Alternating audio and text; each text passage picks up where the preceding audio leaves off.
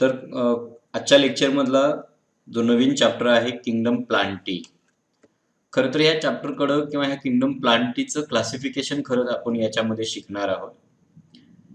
Kingdom प्लांटीला सुरुवात करण्याच्या अगोदरचा जो चॅप्टर होता तो म्हणजे सिस्टमॅटिक्सचा. हा चॅप्टर याच्यामध्ये आपण 5 किंगडम सिस्टीम शिकलो होतो आणि त्या सिस्टीमनुसार लिव्हिंग ऑर्गॅनिझमचं क्लासिफिकेशन 5 किंगडम मध्ये केलं होतं. मोनेरा, प्रोटिस्टा, प्लांटी, फंजाय, ॲनिमालिया अशा 5 किंगडम मध्ये केलं होतं. या प्रत्येक किंगडमची कॅरेक्टरिस्टिक्स ऑलरेडी आपण शिकलेलो आहोत. त्यानुसार हा जो किंगडम प्लांटी आहे ना, या किंगडम प्लांटीची कॅरेक्टर्स मला तुम्ही सांगू शकाल? किंगडम प्लांटी याच्यात असणारे जे ऑर्गॅनिझम आहेत, मी पटपट एक मुद्दा थोडक्यात सांगतो. These organisms or kingdom Plantae मधले जे प्लांट्स आहेत ना, प्लांट्स आर यूकॅरियोट्स. बरोबर आहे. दुसरा, मोस्टली हे कसे असतात तर मल्टीसेल्युलरच असतात, फक्त युनिसेल्युलर अल्गीनचे अपवाद सोडले तर. हे मल्टीसेल्युलर आहेत. तिसरं सांगतो की हे प्लांट्स जे आहेत ना, दीज प्लांट्स आर ॲटोट्रॉप्स. हे ॲटोट्रॉप्स आहेत, स्वतःचं अन्न स्वतः तयार करतात. बरोबर आहे का? हे मोस्टली नॉन मोटाईल आहेत, अल्गी 1-2चं अपवाद सोडला तर. यांच्यामध्ये सेल वॉल असते आणि ही जी सेल वॉल आहे, this cell wall is formed mainly from cellulose. Mainly cellulose पासून यांची सेल वॉल बनलेली असते. बरोबर आहे का? यांच्यामध्ये वेगवेगळ्या प्रकारचे फोटोसिंथेटिक पिगमेंट्स असतात की ज्या पिगमेंटच्या मदतीनं हे लाईट एनर्जी ॲब्सॉर्ब करतात आणि त्यांच्या मदतीनंच ह्यांच्यामध्ये फोटोसिंथेसिसची प्रोसेस चालू असते. रिझर्व्ह फूड मटेरियल हे स्टार्च असेल किंवा हे स्टार्चच्या वेगळ्या फॉर्ममध्ये स्टोअर केलेलं आपल्याला ह्यांच्यामध्ये पाहायला मिळतं. अशी काही जनरल कॅरेक्टरिस्टिक्स किंगडम प्लांटीची आपण 5 किंगडम सिस्टीम शिकत असताना शिकलो होतो. बरोबर आहे का? मग आजच्या लेक्चरमध्ये आपल्याला काय शिकायचं त्याच्या पुढं? तर आजच्या लेक्चरमध्ये आपल्याला या किंगडम प्लांटीचं क्लासिफिकेशन पुढे शिकायचंय. आपण ज्या वेळेला टॅक्झॉनॉमिक हायरार्की शिकलो त्यावेळेला आपल्याला माहिती आहे, जर किंगडम खूप मोठा असेल तर त्याचं डिस्ट्रीब्युशन सब किंगडम मध्ये केलं जातं. त्याच्या पुढं डिव्हिजन केल्या जातात वगैरे वगैरे करत करत आपण अगदी स्पीसीज लेवल पर्यंत ती हायरार्की पाहिली होती आणि ती हायरार्की सगळ्यांना येते आहे. बरोबर आहे. आणि मग त्या हायरार्कीनुसारच हा जो किंगडम प्लांटी आहे ना, खरं तर this plantae is divided in 2 sub kingdoms. 2 sub kingdom मध्ये डिव्हाइड होतो. आता हे 2 सब किंगडम कुठले? त्यापैकी एक आहे सब किंगडम क्रिप्टोगॅमी, ज्याला आपण क्रिप्टोगाम्स म्हणतो. म्हणजे त्या सब किंगडम मध्ये असणारे जे प्लांट्स आहेत ना, this plants are called as a cryptogams. आणि दुसरी जी सब किंगडम, दुसरा जो सब किंगडम आहे फॅनेरोगॅमी, याच्यात असणाऱ्या प्लांटला आपण फॅनेरोगाम्स असं म्हणतो. बरोबर आहे का? जनरली आपल्याला एक गोष्ट माहिती आहे, इयत्ता 9वीत पण शिकलो आणि मी किंगडम प्लांटीची कॅरेक्टरिस्टिक्स जेव्हा 5 किंगडम मध्ये शिकवत होतो त्यावेळेला पण सांगितलं. क्रिप्टोगामी मधले जे प्लांट्स आहेत ना, this plants R seedless plant. हे सीडलेस आहेत. रिप्रोडक्शन साठी ते सीड्स तयार करत नाहीत.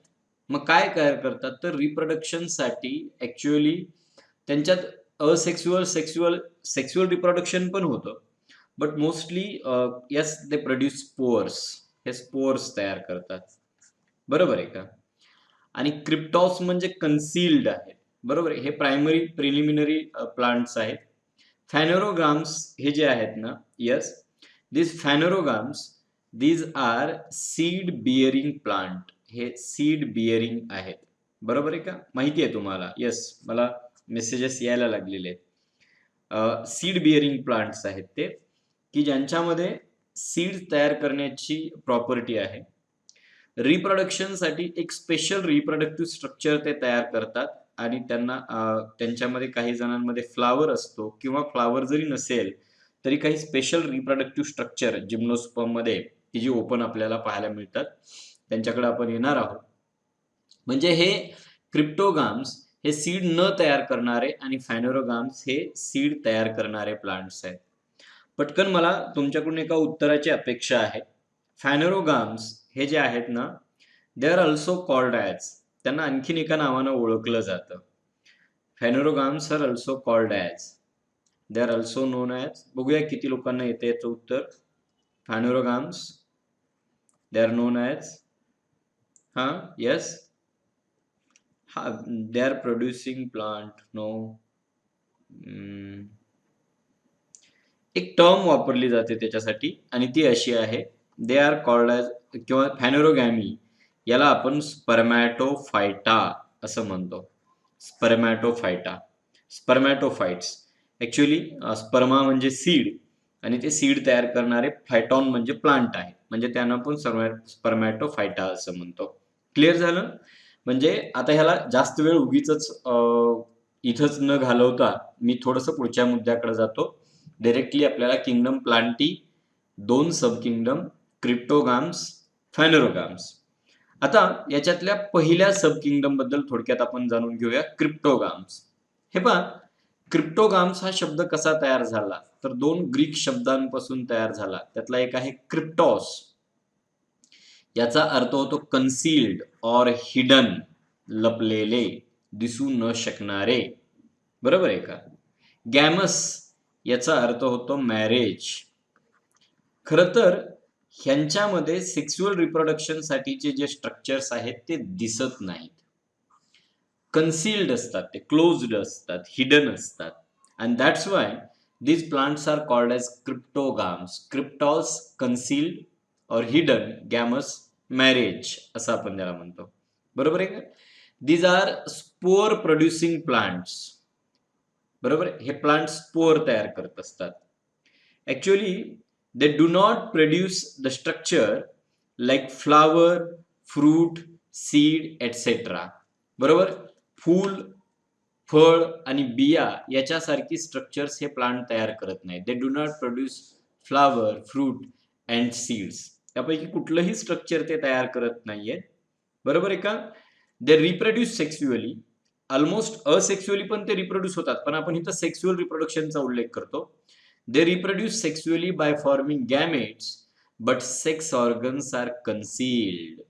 कन्सील्ड means closed. They are hidden. Sex organs हे हिडन असतात. बरोबर आहे? आणि मग अशा प्रकारचे हे क्रिप्टोगाम्स आहेत ना, खूप वेगवेगळ्या व्हरायटीचे हे क्रिप्टोगाम्स आपल्याला पाहायला मिळतात. आणि म्हणून पुन्हा क्रिप्टोगामची आपण विभागणी 3 डिव्हिजन मध्ये करतो. आणि त्या 3 डिव्हिजन कुठल्या? Cryptograms include 3 major divisions. One of them is Thallophyta. याच्यामध्ये अल्गी येतात, शैवाल येतात. दुसरी डिव्हिजन आहे, that one is called as Bryophyta. Bryophyte उभयचर वनस्पती. आणि टेरिडोफायटा, नेचे याच्यामध्ये येतात, फर्न्स याच्यामध्ये येतात. आणि म्हणून तुमच्या आता लक्षात असेल, ओव्हरऑल आपल्याला एक ट्री डायग्राम पण तयार करता आला पाहिजे. क्रिप्टोगाम्स हे स्पोर प्रोड्युसिंग प्लांट्स आहेत, ते सीड्स तयार करत नाहीत. पुन्हा त्यांच्यामध्ये फ्लावर, फ्रूट सारखं पण स्ट्रक्चर डेव्हलप होत नाही. बरोबर आहे का? सेक्स्युअल रिप्रोडक्शनसाठी गॅमेट तयार करतात, but sex organs are hidden. Sex organs हे हिडन असतात. आणि याच्यामध्ये 3 डिव्हिजन्स आहेत.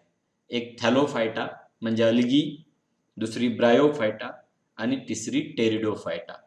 यापैकी थॅलोफायटा आणि ब्रायोफायटा ह्या अव्हॅस्क्युलर असतात. ह्याचा अर्थ काय? A means without vascular tissue. In plant the vascular tissues are xylem and phloem. बरोबर आहे? म्हणजे या दोन्हींपैकी, या 3 पैकी थॅलोफायटा आणि ब्रायोफायटा हे अव्हॅस्क्युलर प्लांट आहेत, की ज्यांच्यामध्ये झायलम फ्लोएम नाहीये. But pteridophyta are vascular. त्यांच्यामध्ये आपल्याला झायलम फ्लोएम पाहायला मिळतील. बघू आपण त्यांच्यामध्ये पुन्हा डिटेल्स आपण शिकणार आहोत पुढं. अगदी थोडक्यात मी क्रिप्टोगॅम्सचं फक्त डिस्क्रिप्शन इथं दिलेलं आहे.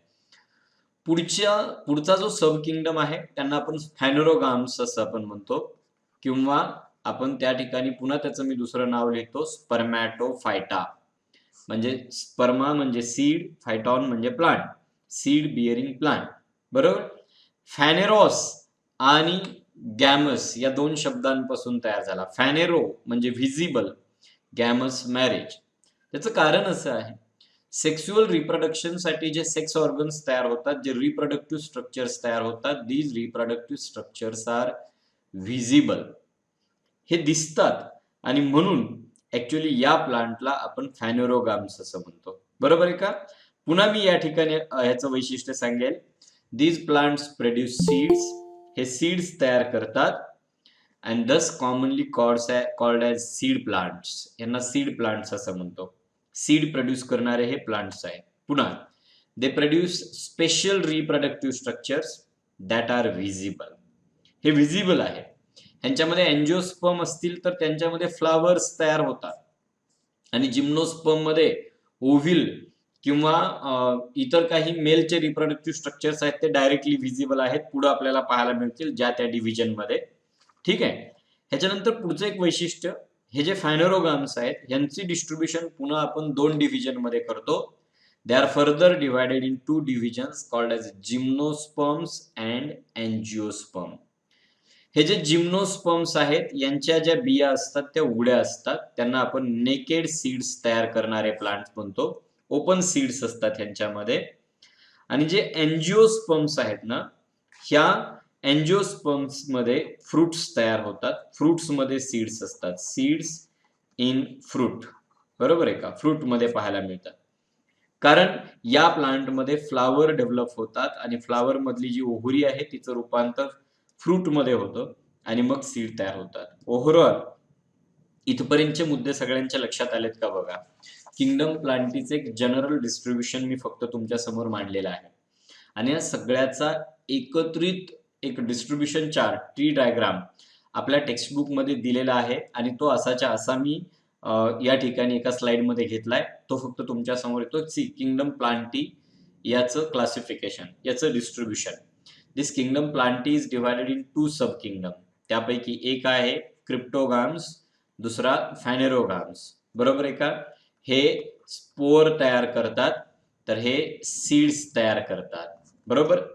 त्याच्यानंतर पुढं क्रिप्टोगामच्या तीन डिव्हिजन.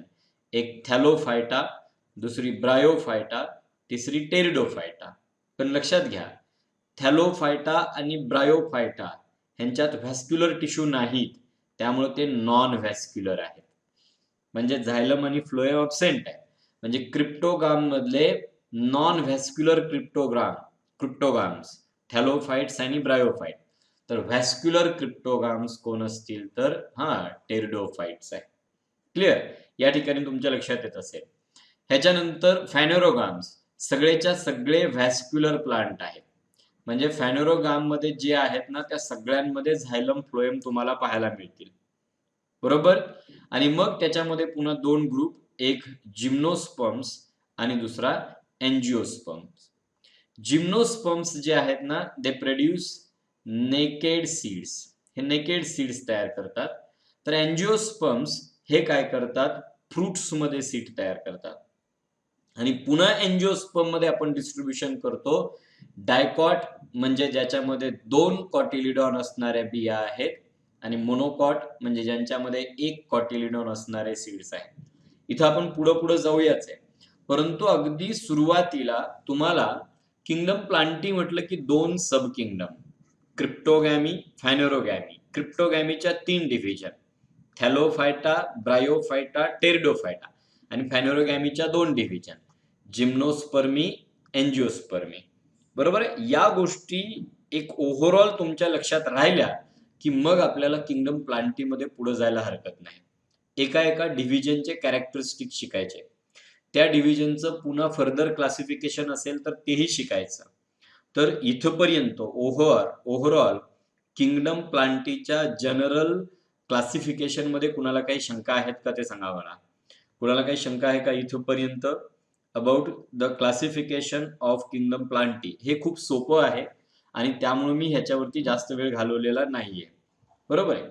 आणि मग एक एक करून आपण पुढं एका एका डिव्हिजनच्या कॅरेक्टरिस्टिक्स शिकूया. त्यानुसार आपल्याला किंगडम प्लांटीमध्ये सुरुवात करायची क्रिप्टोगाम्स पासून, म्हणजे स्पोर तयार करणाऱ्या प्लांट पासून.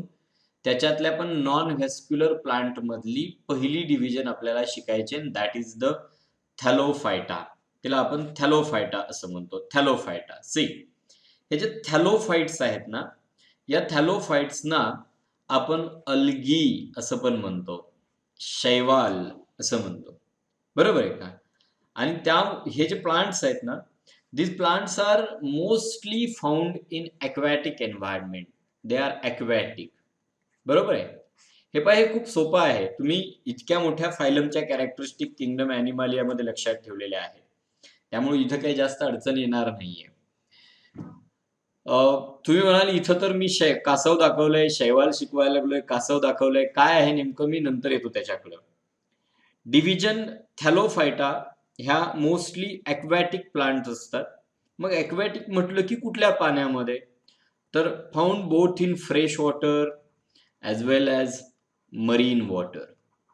म्हणजे गोड्या पाण्यामध्ये आणि खाऱ्या पाण्यामध्ये दोन्ही ठिकाणी शैवाल सापडतात. दोन्ही ठिकाणचे शैवाल वेगवेगळे असतात, पण दोन्ही ठिकाणी आपल्याला पाहायला मिळतात. त्यामुळे आपण म्हणतो थॅलोफायटा डिव्हिजनला रिप्रेझेंट करणारे प्लांट्स हे सगळीकडे आहेत, fresh as well as marine वॉटरमध्ये, कारण मोस्टली ते ॲक्वॅटिक आहे.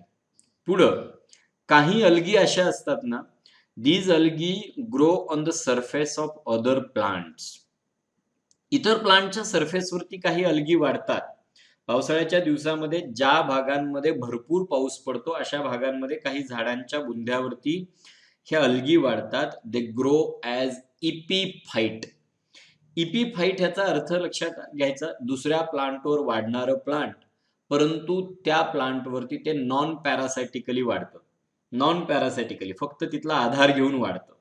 बरोबर, त्याच्यातलं अन्न शोषून घेत नाहीये. आणि मग अशा पद्धतीनं इपीफायटिक किंवा दुसऱ्या प्लांटच्या सरफेसवरती वाढतात. काही अल्गी अशा आहेत की they grow on the surface of rock. खडकांच्या पृष्ठभागावरती वाढलेली शैवाल पाहिलेली आहेत. तुम्ही नद्यांमध्ये गेलेला असाल तर त्या ठिकाणी अनेक दगडांवरती, खडकांवरती तुम्हाला शैवाल वाढलेलं दिसत असेल. रॉक सरफेसवरती वाढतात. बरोबर आहे. त्याच्या पुढे मी असं सांगतो, फ्यू अल्गी लिव्ह सिम्बायोटिकली. काही अल्गी सिम्बायोटिक आहेत. बरोबर आहे का? मला तुम्ही सांगाल का रे, अल्गी जेव्हा सिम्बायोटिक रिलेशनशिप तयार करतात इतरांबरोबर, त्याचं एक उदाहरण शिकवलं गेलेलं आहे आपल्याला की symbiotic relationship of algae and other organisms. Good. That is lichen. Lichen मध्ये अल्गी सिम्बायोटिकली राहतात. अलॉंग विथ कुणाबरोबर असतात रे? Along with, in lichen the algaes are found along with, good, they are found along with fungi. ते fungi सोबत असतात. बरोबर आहे का? म्हणजे ते सिम्बायोटिकली राहतात. ह्याचा अर्थ आता मी जास्त सांगायची गरज नाहीये. Sometime the algaes grow epizoic. Zoo animal. हे पहा, ॲनिमलच्या सरफेसवरती असतात. या ठिकाणी कासव तुम्हाला दिसते, त्या कासवाच्या शील्डवरती, पाठीवरती वाढलेलं ग्रीन कलरचं शैवाल तुम्हाला या भागामध्ये दिसत असेल. म्हणजे ॲक्वॅटिक ॲनिमलच्या सरफेसवरती सुद्धा शैवाल वाढतं. बरोबर आहे का? स्क्रीन झूम करून पाहिली तर ते दिसेल तुम्हाला की या कासवाच्या सरफेसवरती, पृष्ठभागावरती शैवाल वाढलेला आहे. बरोबर आहे का? हे पहा, आणखीन मी मुद्द्यावरती येतो पुढं. Most of the algae they are free living. Mostly algae ह्या फ्री लिव्हिंग आहेत. फक्त काही अल्गी ह्या सिम्बायोटिक आहेत. ओके. कुठल्याही ग्रुपची कॅरेक्टरिस्टिक्स ज्या वेळेला शिकतो त्यावेळेला आपला किंगडम ॲनिमलियामध्ये पण आपण एक क्रम ठेवला होता. कुठं राहतात, कसे राहतात. बरोबर आहे का? त्यानुसार पहिलं कॅरेक्टर पुन्हा मी एकदा रिवाइज करतो पटपट. They are mostly aquatic. हे मोस्टली ॲक्वॅटिक आहेत. Found in fresh as well as marine water. बरोबर आहे का? They grow on the surface of other plants. इतर प्लांटच्या सरफेसवरती ॲज इपीफाईट म्हणून वाढतात. And some grow on rock surfaces also. खडकाच्या पृष्ठभागावरती पण वाढतात. बरोबर आहे का? Some algae grow symbiotically. तुम्ही लायकेन उदाहरण तुम्ही सांगितलं मला, लायकेन्स मध्ये असतात.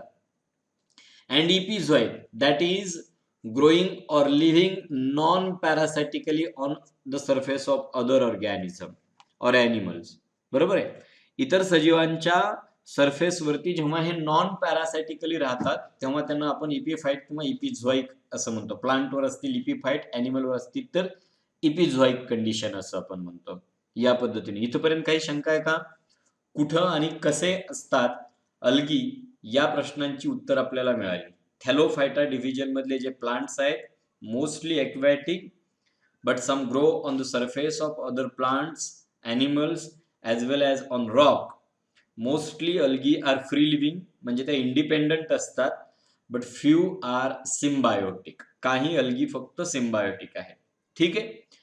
हा हॅबिटॅटचा पार्ट झाल्यानंतर ऍक्च्युअली अल्गीच्या बॉडी कशा असतात, अल्गी कशा असतात, बरोबर आहे का? ह्या ज्या अल्गी आहेत ना, नीट लक्षात घ्या. The algae are thalloid. म्हणजे काय, ह्यांची जी बॉडी आहे this body is called as a thallus. Thallus असं म्हणतो. पण थॅलस कशाला म्हटलं जातं? If the body of plant is not differentiated in organs like roots, stem and leaves. जेव्हा वनस्पतीच्या बॉडीला रूट, स्टेम, लीव्स सारखे ऑर्गन नसतात त्यावेळेला आपण त्या बॉडीला थॅलस असं म्हणतो. आणि म्हणून अल्गीच्या बाबतीत आपण सांगतो in algae there are no roots, no stem, no leaves, आणि त्यामुळे आपण म्हणतो दे आर थॅलॉइड. हे थॅलॉइड आहेत, बरोबर आहे का? आता ह्यांचा थॅलस कसा बनलेला असतो हे पहा. The thallus may be unicellular. आणि इथं एक दोन काही जणांचा गोंधळ होण्याची शक्यता आहे. त्याचं कारण असं, 5 किंगडम सिस्टीम जेव्हा तुम्ही शिकत होता त्यावेळेला किंगडम प्लांटीची वैशिष्ट्ये सांगत असताना सांगितलं की दे आर युकॅरियोटिक अँड मल्टीसेल्युलर. आणि इथं पुन्हा म्हणताय की द थॅलस इज युनिसेल्युलर, बरोबर आहे का? त्याचं कारण मी kingdom Protista, kingdom Plantae 5 kingdom system मध्ये शिकवत असताना सांगितलं होतं क्लोरेला, क्लॅमिडोमोनास अशा काही युनिसेल्युलर अल्गी आहेत की ज्या 5 किंगडम सिस्टीम शिकत असताना आपण त्यांना किंगडम प्रोटिस्टामध्ये शिकतो. आणि ज्या वेळेला प्लांटचं क्लासिफिकेशन करत असताना अल्गी शिकवायला लागलं की त्यांना अल्गीमध्ये पण टाकतो. हे दोन्हीकडे घ्यायचे. आणि त्यामुळं हे असंच आहे, काही क्लासिफिकेशनच्या सिस्टीमचे लिमिटेशन्स आहेत आणि त्यामुळं फक्त या एक दोन गोष्टी अपवादात्मक लक्षात ठेवायच्या. क्लिअर झालं? त्यामुळं जेव्हा किंगडम प्रोटिस्टा शिकत होता तेव्हा त्याच्यात हा क्लॅमिडोमोनास, क्लोरेला आला होता. आठवतोय का? बघा तुम्ही, किंगडम प्रोटिस्टा मध्ये पण हा आला होता आणि पुन्हा इथं अल्गी मध्ये पण आलेला आहे आणि मी त्याही वेळेला ह्या गोष्टीचा उल्लेख केला होता, बरोबर आहे का? आणि त्यामुळं पुन्हा मी ह्या दोन कॅरेक्टर्स कडे येतो. पहा, algae, the plant body is thalloid in the form of thallus that is not differentiated in root, stem and leaves. Root, stem आणि लीव्स मध्ये डिफरन्शिएट झालेले नसतात. Then the algae may be unicellular, small unicellular असू शकतात, like chlorella. आता या ठिकाणी एक अल्गी काढलेला आहे, खाली दाखवलेला आहे, दिस इज क्लोरेला. क्लोरेलाचं वैशिष्ट्य असं, क्लोरेला इज नॉन मोटाईल. हा नॉन मोटाईल आहे. आता क्लॅमिडोमोनास इट इज मोटाईल. हे पहा, तुम्ही म्हणाल काही सांगायला लागले, प्लांट हे नॉन मोटाईल असतात आणि पुन्हा क्लॅमिडोमोनास इथं टाकलेला आहे. यस, जरी समजा मी म्हटलं ना बायोलॉजीमध्ये अनेक ठिकाणी एक्सेप्शनल गोष्टी लक्षात ठेवायला लागतात आणि त्यापैकी हे लक्षात ठेवा, क्लॅमिडोमोनास हा किंगडम प्लांटी मधला मोटाईल ऑर्गॅनिझम आहे. क्लॅमिडोमोनास युनिसेल्युलर अल्गी आहे, कारण याच्यामध्ये अशा प्रकारचे दोन फ्लॅजेली आपल्याला पाहायला मिळतात, बरोबर आहे. या पद्धतीनं आपण ह्याला प्रोटिस्टामध्ये पण शिकवलं होतं, प्रोटिस्टामध्ये पण हा घेतला होता आणि हा इथं पण घ्यायचा. इथपर्यंत कुणाला काही शंका आहे का? They may be small unicellular like Chlorella, good, and Chlamydomonas, Chlorella non motile and Chlamydomonas is a motile form. बरं, ठीक आहे. आता त्याच्या पुढच्या मुद्द्याकडे जाऊया. काही अल्गी ह्या मल्टीसेल्युलर आहेत, देन फिलामेंटस आहेत, म्हणजे त्यांची बॉडी लांब फिलामेंट सारखी असते. पण मल्टीसेल्युलर फिलामेंटस मध्ये पण दोन प्रकार आहेत, ब्रांचड आणि अनब्रांचड. पहा, पुन्हा एकदा गोंधळ न करता लक्षात ठेवायचं. थॅलस युनिसेल्युलर असेल तर त्याची उदाहरणं, आणि ही उदाहरणं तुम्हाला पाठ ठेवावी लागतात, डायरेक्ट क्वेश्चन विचारले जातात ह्याच्यावरती MCQ ला. बघा, युनिसेल्युलर अल्गा म्हटलं की Chlorella Chlamydomonas, Chlorella non motile, Chlamydomonas motile. आता आलात मल्टी सेल्युलर फिलामेंटस कडं. मल्टी सेल्युलर आणि filamentous.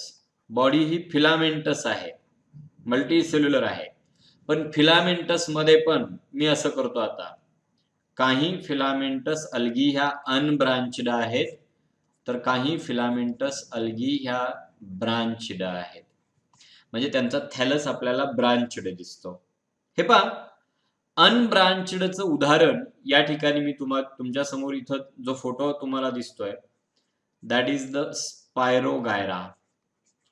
Spirogyra has long अनब्रांचड filament.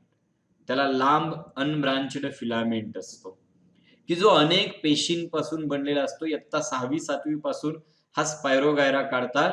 नदीला गेल्यानंतर अशा दगडावरती वाढलेले शैवाल तुम्ही पाहिलेले असतील, आणि त्याचा एक फिलामेंट काढून मायक्रोस्कोप वरती आपण पाहिला, मायक्रोस्कोप खाली, तर आपल्याला हा चांगला माहिती आहे. स्पायरोगायराला विज्ञान शिकणारा, सायन्स शिकणारा प्रत्येक विद्यार्थी ओळखतो. अशा प्रकारची खूप सोपी डायग्राम नेहमी एक्झाम मध्ये विचारली जायची, की ज्यामध्ये रिबन लाईक क्लोरोप्लास्ट आपल्याला पाहायला मिळतो. Ribbon like chloroplast, it is the characteristic feature of the spirogyra. Clear? त्याचा जो फिलामेंट आहे, तो फिलामेंट हा मल्टी सेल्युलर बट अनब्रांचड आहे. राईट साइडला एक फोटो तुम्हाला दिसतोय. ह्या ठिकाणी एक थॅलस दिसतोय, and this thallus is branched. Example Chara, याचा चारा असा पण उच्चार करतात, CHARA. बरोबर आहे, अनब्रांचड आहे. हे पण सॉरी ब्रांचड आहे. ह्या फोटोंकडून बघून पण तुम्हाला लक्षात आलं पाहिजे. आणि मोस्टली स्टेट बोर्ड किंवा NCERTच्या टेक्स्टबुक मध्ये दिलेले जे फोटो आहेत त्याच्यावरती जास्त फोकस करायचं, कारण की त्या डायग्राम टाकून क्वेश्चन विचारले जातात. बरोबर आहे का? त्यामुळे मी पुन्हा या ठिकाणी हे कॅरेक्टर्स रिपीट करतो. They may be multicellular, unbranched filamentous like Spirogyra. Spirogyra is multicellular, unbranched and filamentous, or branched filamentous like चारा or कारा, हा उजव्या बाजूचा. क्लिअर झालं का? म्हणजे आतापर्यंत तुम्हाला मी 4 वेगवेगळ्या प्रकारची उदाहरणं सांगितली. एक तर युनिसेल्युलर मध्ये 2 उदाहरणं सांगितली. Non motile Chlorella, motile Chlamydomonas. पुन्हा मल्टीसेल्युलर आणि फिलामेंटस ह्याच्यात 2 उदाहरणं सांगितली. ती कुठली? फिलामेंटस अनब्रांचड स्पायरोगायरा आणि फिलामेंटस ब्रांचड चारा. इथपर्यंत काही शंका आहे का? म्हणजे body is in the form of thallus, आणि हा थॅलस कशा पद्धतीनं बनलेला असतो इथपर्यंत आपण शिकलो. क्लिअर झालं? पुढच्या स्लाइड कडे जाऊया का आपण? पुढचा मुद्दा, पुढच्या कॅरेक्टरिस्टिक कडे आपल्याला जायचं. There are some algae which are macroscopic. They are huge. ह्या खूप ह्यूज आहे. दे आर प्रोफ्युजली ब्रांचड, खूप मोठ्या आहेत. प्रोफ्युजली ब्रांचड अल्गी आपल्याला पाहायला मिळतात. आणि even this algae can grow more than 60 meters long. 60 metre पेक्षा लांब शैवाल आपल्याला पाहायला मिळतात, आणि अशा शैवाल आपल्याला मरीन वॉटर मध्ये पाहायला मिळतात. फॉर एक्झाम्पल, या ठिकाणी तुमच्या समोर काही फोटो दिसत आहेत. हे जे इथं पडलेलं दिसतंय तुम्हाला, हे समुद्र सी शोअर आहे. आणि या सी शोअरला पडलेला हा जो कचरा दिसतोय, हा कचरा दुसरं तिसरं काही नसून हे शैवाल आहे. शैवाल आहे हे. या शैवालचं सर्गॅसम असं नाव आहे. Sargassum, SURGASSUM. It is also called as a seaweed. ह्याला सी वीड असं म्हणतो. समुद्री तण आहे हे. बरोबर आहे? म्हणजे हे समुद्रात इतक्या मोठ्या प्रमाणात वाढतं, कधी कधी हे समुद्र किनाऱ्याला येऊन पडल्यानंतर असे खच लागतात, असे ढीग लागतात. मशिनरीच्या मदतीने उचलावं लागतं कधी कधी ह्याला. हे जे शैवाल आहे ना, हे खूप ह्यूज आहे. ह्याच्यातलं एक एक शैवालचा थॅलस 60-60 मीटर पर्यंत लांब वाढू शकतं. हे प्रोफ्युजली ब्रांचड आहे. म्हणजे एवढ्या मोठ्या ह्यूज अल्गी पण आपल्याला पाहायला मिळतात. बरोबर आहे का? आणि म्हणून मी कॅरेक्टरिस्टिक पुढे सांगेल, They may be huge, macroscopic, more than 60 meters. Example, seaweeds or sargassum. Clear झालं? म्हणजे त्यांचा जो थॅलस आहे ना, हा थॅलस कशा पद्धतीनं बनलेला आहे इथपर्यंतच्या गोष्टी आपल्याला क्लिअर झाल्या असतील. बरोबर आहे का? प्लांट मधला थॅलस युनिसेल्युलर किंवा मल्टीसेल्युलर फिलामेंटस किंवा मल्टीसेल्युलर ह्यूज, खूप मोठा मॅक्रोस्कोपिक आणि ज्याला आपण सीवीड म्हणावं इतक्या मोठ्या प्रमाणात हे वाढलेले असतात. इथपर्यंत कुणाला काही शंका आहे का? थॅलोफायटा डिव्हिजन, ॲक्वॅटिक, कुठल्या पाण्यामध्ये, थॅलस कशा प्रकारचा बनला, झाले एक एक एक एक कॅरेक्टरिस्टिक आपण पुढे शिकत जातो. आता त्याच्या पुढचा मुद्दा, ह्या ज्या अलगी आहेत ना त्यांच्या सेलकडे जर आपण गेलो, no doubt plant contain cell wall, म्हणजे अलगी प्लांट असतील तर त्यांच्यामध्ये सेल वॉल असणारच आहे, सेल वॉल आहे. मग ही जी सेल वॉल आहे, it is formed either from a polysaccharide like a cellulose. We know cellulose is a polysaccharide formed from glucose. अनेक ग्लुकोज मॉलिक्यूल एकत्र करून हा सेल्युलोज तयार झालेला असतो. ग्लुकोज हा मोनोसॅकराइड आहे, बायोमॉलिक्यूल मध्ये तुम्हाला शिकवलं जाईल. आणि अनेक ग्लुकोज मॉलिक्यूल एकत्र जॉईन करून त्याच्यापासून पॉलिसॅकराइड मॉलिक्यूल तयार केला जातो. त्यापैकी एक आहे स्टार्च. अनेक वेगळे पॉलिसॅकराइड ग्लुकोज पासून तयार होतात आणि स्टार्च हा त्यापैकी एक पॉलिसॅकराइड आहे. त्याच्यापासून सेल वॉल बनलेली असते. At the same time the cell wall also it may also contain variety of proteins, म्हणजे either from cellulose or protein or sometime from both, दोन्हीपासून या अल्गींची सेल वॉल तयार झाली असते. क्लिअर? हे प्लांट आहे म्हटलं की त्यांच्या सेल वॉल मध्ये सेल्युलोज हा मेन कंपोनंट आहेच, कंपल्सरी आहे. क्लिअर? पुणे प्लांट मध्ये जे रिझर्व्ह फूड असतं, this reserve food is in the form of starch. हे स्टार्चच्या स्वरूपामध्ये असतं. बरोबर? आणि किंवा ह्या स्टार्चचे वेगवेगळ्या प्रकारचे वेगळे फॉर्म आहेत. Its other forms. Starch content or starch had different type of forms. वेगवेगळ्या प्रकारचे फॉर्म्स याच्यामध्ये पाहायला मिळतात. त्यापैकी एक आहे ज्याला आपण लॅमिनारिन स्टार्च असं म्हणतो. लॅमिनारिन स्टार्च. बरोबर? ह्याच्यानंतर मॅनिटॉल किंवा ज्याला आपण फ्लोरिडियन स्टार्च असं म्हणतो. Floridean starch. These are the different forms of the starch. स्टार्चचे हे वेगळे फॉर्म असतात आणि यांच्या स्वरूपामध्ये रिझर्व्ह फूड मटेरियल अल्गीमध्ये रिझर्व्ह फूड मटेरियल स्टोअर करून ठेवलं असतं. आणि त्यामुळे आपण म्हणतो इन अल्गीमध्ये the cell wall contains cellulose, glucose पासून बनलेला, and variety of proteins or both. आणि पुढं reserve food material is in the form of starch and its other forms. डिटेलमध्ये तुम्हाला अल्गीच्या क्लासिफिकेशन मध्ये पुन्हा स्टार्चचे फॉर्म आणखीन पाहायला मिळतील. These are laminarin starch, mannitol, floridean starch. Biomolecule मध्ये स्टार्चच्या ह्या वेगवेगळ्या फॉर्म बद्दल आपल्याला पुन्हा डिस्कशन करायचं आहे, त्यावेळेला आणखीन समजून घ्यायचे. इथपर्यंतचे मुद्दे क्लिअर झाले का? म्हणजे सेल वॉल कशी, रिझर्व्ह फूड मटेरियल कुठलं. Now come to the reproduction of algae. अल्गीच्या रिप्रोडक्शन कडे जाऊया आता आपण. अल्गीमध्ये आपल्याला 3 प्रकारचं रिप्रोडक्शन पाहायला मिळतं. एक व्हेजिटेटिव्ह, दुसरं असेक्सुअल आणि तिसरं sexual reproduction. See, vegetative reproduction, asexual reproduction, sexual reproduction. हे बघा, इयत्ता 10वी पासून तुम्ही व्हेजिटेटिव्ह रिप्रोडक्शन शिकला. व्हेजिटेटिव्ह रिप्रोडक्शन म्हणजे व्हेजिटेटिव्ह ऑर्गन पासून डायरेक्टली नवीन प्लांट तयार होत असेल, म्हणजे तर जसं की एंजिओस्पर्मच्या बाबतीत आपण सांगतो रूट, स्टेम, लीफ ह्याच्या मदतीनं नवीन प्लांट तयार होत असेल तर त्याला व्हेजिटेटिव्ह रिप्रोडक्शन म्हणतो. परंतु अल्गीमध्ये रूट, स्टेम, लीफ असे ऑर्गन नाहीये. मग डायरेक्टली थॅलस ब्रेक होतो किंवा थॅलस पासून एखादं स्ट्रक्चर तयार होतं आणि त्याच्यापासूनच रिप्रोडक्शन होतं. त्याला व्हेजिटेटिव्ह रिप्रोडक्शन असं म्हटलं जातं. मोस्टली फ्रॅगमेंटेशन हा त्याच्यातला एक प्रकार आहे व्हेजिटेटिव्ह रिप्रोडक्शनचा, किंवा फिशन. बरोबर आहे? अकायनेट्स, ट्युबर्स, चारामध्ये ट्युबर्स तयार होतात. हॉर्मोगोनिया किंवा ॲडव्हेंटिशियस थॅलस तयार होतात. आणखी ह्याचे डिटेल्स तुम्ही लक्षात नाही ठेवले तरी चालतील. डायरेक्टली फक्त व्हेजिटेटिव्ह, असेक्सुअल आणि सेक्सुअल असे 3 रिप्रोडक्शनचे प्रकार लक्षात ठेवा. क्लिअर झालं? असेक्सुअल रिप्रोडक्शन कशाच्या मदतीनं होतं तर with the help of asexual spores. Asexual reproduction साठी असेक्सुअल स्पोर तयार केले जातात. बरोबर आहे. जर स्पोर मोटाईल असतील तर त्यांना झू स्पोर म्हटलं जातं. Zoospore. बरोबर आहे. काही आहेत सिंझोस्पोर, अप्लॅनोस्पोर. बरोबर आहे. हिप्नोस्पोर्स असे वेगळे, ॲटोस्पोर्स असे वेगळे प्रकार आहेत स्पोरचे. ह्याचे डिटेल्स पण नका जाऊ. फक्त asexual reproduction take place with the help of asexual spores.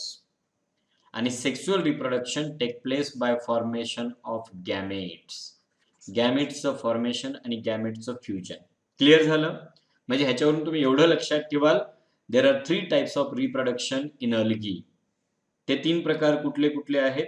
तर त्यापैकी एक आहे व्हेजिटेटिव्ह, असेक्सुअल आणि तिसऱ्या प्रकारचं रिप्रोडक्शन ज्याला सेक्सुअल रिप्रोडक्शन असं म्हटलं जातं. क्लिअर? आता पुढे जाऊया आपण पुढच्या कॅरेक्टरकडे. See, algae reproduce by 3 different methods. Vegetative reproduction, it occurs mainly by fragmentation and cell division. Fragmentation आणि सेल डिव्हिजनच्या मदतीनं होतं.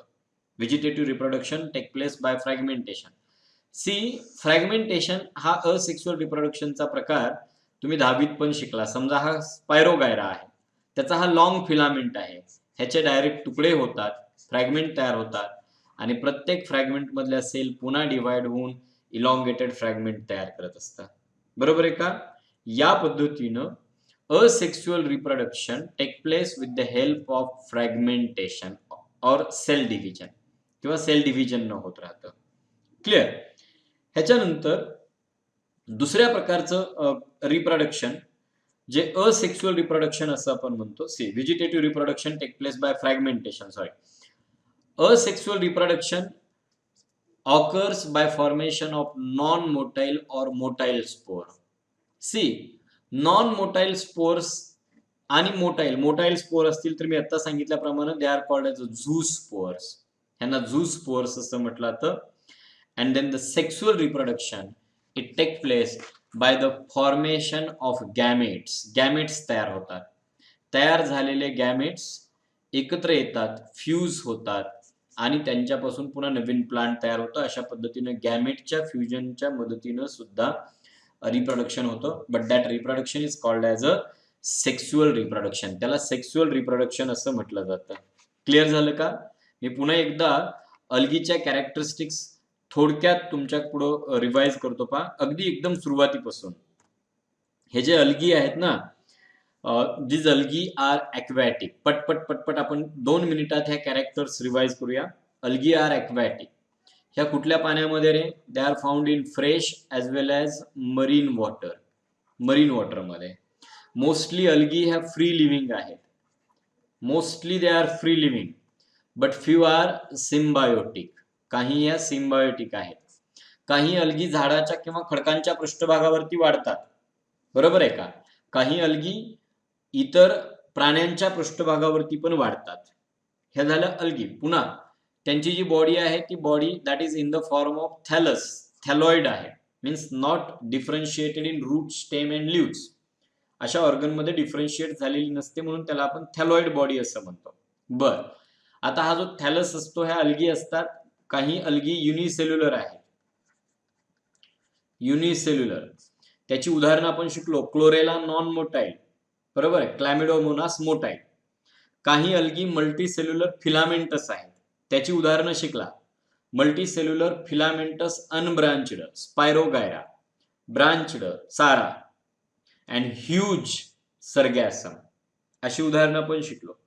Sale wall mainly form from cellulose, a polysaccharide formed from glucose or some proteins or both. याच्यापासून cell wall तयार झाली. Reserve food material is present in the form of starch. स्टार्चच्या स्वरूपात किंवा त्या स्टार्चचे वेगवेगळे फॉर्म आहेत. मॅनिटॉल, लॅमिनारिन स्टार्च, फ्लोरिडिन स्टार्च वगैरे वगैरे. हे झालं रिझर्व फूड मटेरियल. रिप्रोडक्शन 3 मेथडनं. व्हेजिटेटिव्ह रिप्रोडक्शन, ह्याच्यामध्ये डायरेक्ट फ्रॅगमेंटेशन किंवा सेल डिव्हिजन. असेक्सुअल रिप्रोडक्शन, ह्याच्यामध्ये असेक्सुअल रिप्रोडक्शन साठी तयार होतात स्पोर्स. आणि तिसरं रिप्रोडक्शन सेक्सुअल. ज्याच्यासाठी तयार होतात गॅमेट्स. या गॅमेट्सचं फ्युजन होतं. झाली कॅरेक्टरिस्टिक्स अल्गीची. काही शंका आहेत का हो इथपर्यंत? क्लिअर झालं का part? Algae, characteristics of division Thallophyta or algae. Is there any problem?